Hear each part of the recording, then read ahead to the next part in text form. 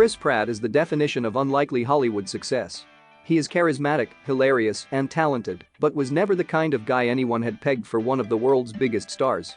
He has done everything from TV to action movies and is only gaining more fans and more respect along the way as he remains down-to-earth, goofy, and compassionate, making everyone love him more and more. We all know that he has undergone a major weight loss and huge muscle gain in his transition into an action star, but there is still so much more to know about him. Here are 10 things you probably didn't know about Chris Pratt.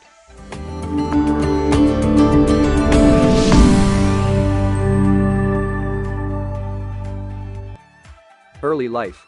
Christopher Michael Pratt was born on June 21, 1979 in Virginia, Minnesota to Kathy and Dan Pratt. His mother worked at a Safeway supermarket, and his father worked in mining and later remodeled houses. They have already 2 children, a girl and a boy, before welcoming Chris. Growing up, Chris was one of the popular kids and was extremely athletic. He played fullback on the football team, was on the track team and was a state-qualified wrestler, and placed 5th in the state tournament. He was so well liked by everyone he was chosen to deliver the graduation speech, and a classmate wrote this about him: he was just as popular with the jocks as he was with the preps, stoners and drama kids. His dreams. Despite being very popular in school and an accomplished athlete, even then teachers weren't quite sure if Chris had the drive to pursue more education or even a career, and finally his wrestling coach asked him what he wanted to do with his life. Of his response, Pratt recalled, "I don't know, but I know I'll be famous, and I know I'll make a shit ton of money. I had no idea how. I'd done nothing proactive. It was as dumb as someone saying, I'll probably be an astronaut. I'm sure I'll stumble into an astronaut suit and end up in space one day." Early work. After graduating high school, he did a stint at community college but dropped out halfway through his first semester and took on many odd jobs that included being a discount ticket salesman, a daytime stripper, and sort of lacked direction until a friend bought him a plane ticket to Hawaii, and with nothing else to do, Chris went looking for a new life there. Homeless in Hawaii. After taking the plane ticket to Hawaii, things didn't exactly take off for the would-be star, and he ended up living out of his van or in a tent on the beach. Even though he was homeless, Pratt says it really wasn't so bad. "It's a pretty awesome place to be homeless. We just drank and smoked weed and worked minimal hours, just enough to cover gas, food, and fishing supplies." Big break. By 19, Pratt was working as a waiter at the Bubba Gump Shrimp Company restaurant in Maui, just as one of those jobs to cover the bare essentials, when he met the woman who would change his life.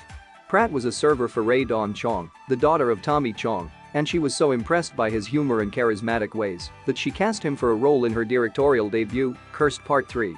Pratt immediately moved to Hollywood, and although the project was nowhere near a masterpiece, it began his career, although Chong never directed again. After attending many auditions, Pratt got lucky again by landing the role of Bright Abbott for the hit teen series Everwood. Missed roles. In 2014, Pratt drastically changed his image with his lead role as Peter Quill aka Star-Lord in Marvel's massive success Guardians of the Galaxy. He later added to his new reputation as an action star with his lead role as Owen Hunt in 2015's Jurassic World. He made the transition from chubby funny man to certified blockbuster star with tremendous success, but it could have come earlier. As it turns out, back in 2009, Pratt read for the lead role of James T. Kirk in the Star Trek reboot film, and after not getting the part, also auditioned for the role of Jake Sully in Avatar, which went to Sam Worthington. In fact, the Avatar audition ended up really leaving a mark on Pratt. They said they want somebody that has that thing, the it factor. "I walked into that room knowing that I did not have that thing, and I walked out thinking I would never have that thing, probably." He even questioned how far this career could go for him, stating, "People have to work. I just don't want it to be at a fucking restaurant." Musical. In many of his roles from Parks and Recreation, The OC and The 5-Year Engagement, Pratt's character has had some sort of musical scene. As it turns out, Pratt actually has musical talent, and although he doesn't speak about it much, back in his Everwood days, he said that he had just bought a new guitar and was getting a recording studio set up so he could start recording. His icon. Back in 2011, Chris Pratt got to work with the late great Philip Seymour Hoffman on the set of the film Moneyball. Hoffman had always been one of Pratt's favorite actors, and while he never knew this would be the last time he would get to work with his icon, he did learn one of his greatest acting tricks from him.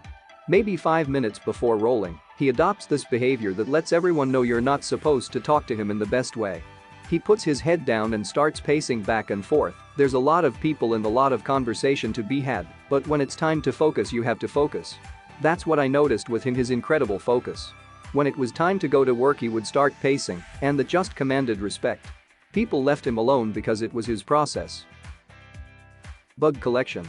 In 2007, Pratt met actress Anna Faris on the set of the film Take Me Home Tonight, in which they played love interests, and it sparked a very real relationship. In late 2008 they became engaged and married in Bali on July 9, 2009. The pair welcomed son Jack in 2012. Interestingly enough, the thing that really brought Chris and Anna together is the fact that they both had giant collections of dead bugs and were so happy to find someone else with the same weird hobby. He and Anna amicably split in August 2017. A prankster. Chris Pratt has a reputation for being a prankster on set. For example, during his time on Parks and Rec, he took his pranking to the next level. In a scene he was filming with Amy Poehler, Pratt was supposed to wear nude underwear to conceal his manhood, but he decided to forego the protection and opted instead to be completely naked. Apparently Poehler had no idea that she was going to get a sneak peek at his package, and the directors decided to keep the take because Amy's genuine expression was so shocked.